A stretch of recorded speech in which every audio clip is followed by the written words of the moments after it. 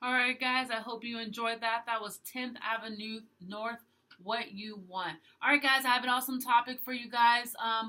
So the holidays are just around the corner.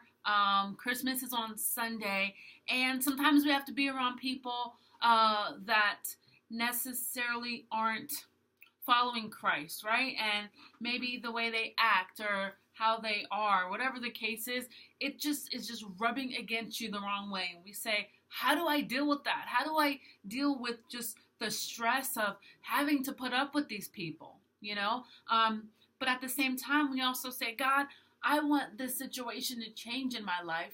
I want I want these people to, maybe find Christ, and I want us to be able to communicate and be able to gel well together. But what's coming out of our mouth is the opposite of what we want. What do I mean? I'm talking about the power of our words, and we know this, we hear this, but we have a problem when it comes to putting it into action. Proverbs 18:21, it says, "Death and life are in the power of the tongue, and those who love it will eat its fruits." What's coming out of your mouth? Now, many of us know this thing, and so we say, yeah, I know, and then we spend 5% of our time speaking positive truths into their life, and then 95% of our time is just talking about how they always do this, and they're always nagging, and they're always complaining about the way I look, and they're always complaining about, the weight I've gained, or, they don't like how my kids act, and they're always trying to tell me what I need to change. I think that we need to take ourselves off, our eyes off of them and focus more on us. If we could learn to speak those positive truths into the lives of people whom we want to change and to see just this positive change, we will begin to reap the benefits of those things. And I thought that I was speaking positive truths into the lives of people around me, the closest people to me. But when I got around someone who really, really spoke positive truths, I realized I was not doing that at all, because I would say, oh yeah, one day this person will be saved, and one day, or I just say, I just really hope that this person doesn't come down here and, just bother me. They're always irritating me. They're always making me frustrated.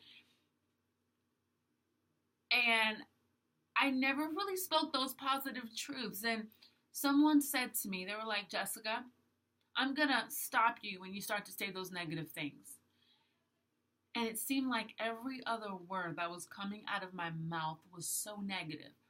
Every comment, when I thought of a certain individual, when I thought of certain people, I'd get angry.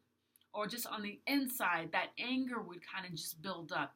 Do you guys know what I'm talking about? We say we want the situation to change, but every time we think of the situation of the person, we get really upset, we get really frustrated, and then negativity comes out of our mouth. And a lot of times, guys, we make excuses. Well, of course I'm going to be mad because this happened, because they did this. They did this to me. They did that to me.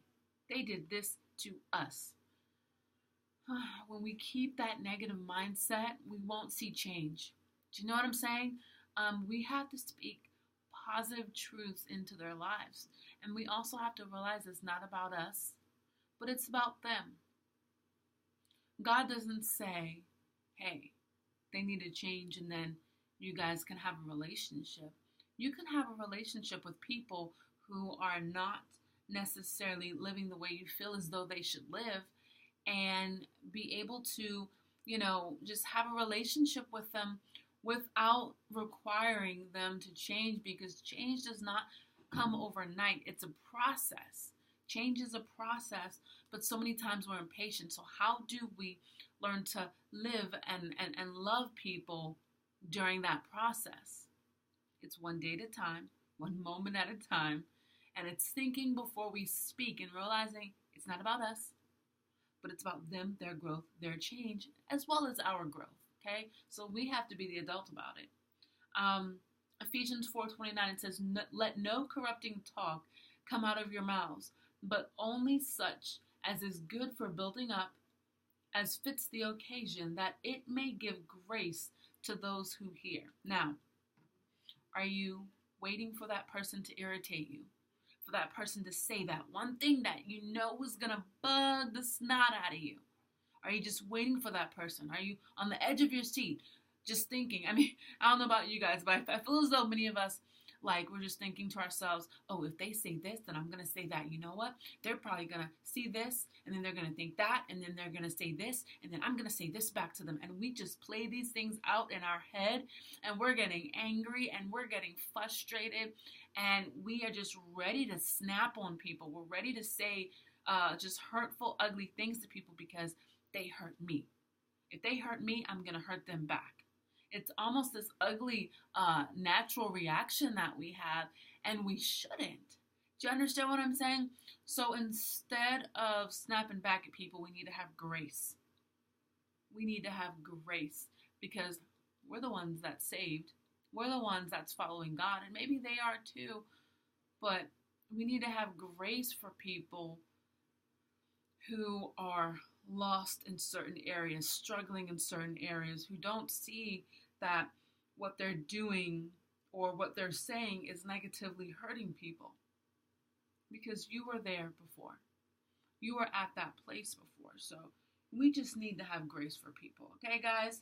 All right, guys, I ain't going to keep you long. I got some more music coming up for you. But, hey, love the people around you. My parents are coming in, and I'm so excited. I can't wait to hang out with them. And it's just an awesome time, guys. Let's be the hands and feet of Jesus. Let's get people saved this Christmas.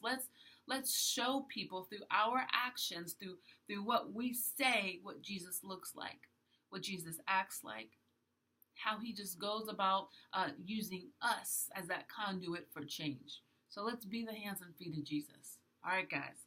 KB, I'm going to just do it. You know what I'm going to do?